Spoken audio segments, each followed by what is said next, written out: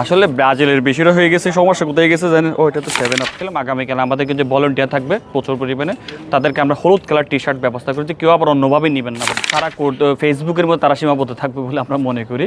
তা আসলে এমন কোনো কিছু হবে না। আমরা আসলে ফেসবুকে আমরা একজনকে মজা নেব, দুষ্টামি করবো, কিন্তু আমরা যে শৃঙ্খলার মধ্যে থাকতে পারি এটা আমাদের চাওয়া। আগামীকাল আমাদের আর্জেন্টিনার ফ্যান বেজের যে আনন্দ শোভাযাত্রা রয়েছে, আমরা আশা করছি আমাদের অনেক মানুষের সমাগম হবে।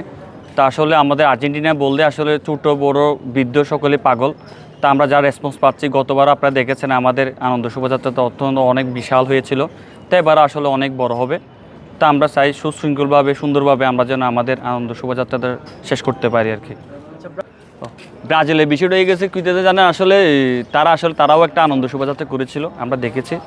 তা আসলে তারা খুশি না।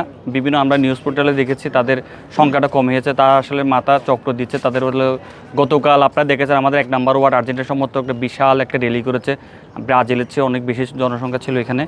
তা আসলে তারা ফেসবুকের মধ্যে তারা সীমাবদ্ধ থাকবে বলে আমরা মনে করি। তা আসলে এমন কোনো কিছু হবে না। আমরা আসলে ফেসবুকে আমরা একজনকে মজা নেব, দুষ্টামি করবো, কিন্তু আমরা যে শৃঙ্খলার মধ্যে থাকতে পারি এটা আমাদের চাওয়া। আমরা আর্জেন্টিনার সুশৃঙ্খলার মধ্যে থাকবো।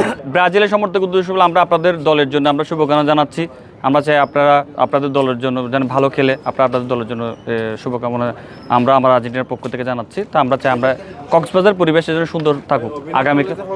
আগামীকাল যে আমাদের যে রয়েছে আপনার প্রোগ্রাম রয়েছে, আমরা যেন আমরা সুশৃঙ্খলভাবে আমরা আমাদের প্রোগ্রামটা করতে পারি। তবে আপনাকে আমি একটা জিনিস অ্যাড করে দিই, আমি সংবাদ সম্মেলনে বলেছিলাম আগামীকাল আমাদের কিন্তু ভলেন্টিয়ার থাকবে প্রচুর পরিমাণে, তাদেরকে আমরা হলুদ কালার টি শার্ট ব্যবস্থা করেছি, কেউ আবার অন্যভাবে নেবেন না আবার বিষয়টাকে, এটা একটু বলে রাখতেছি।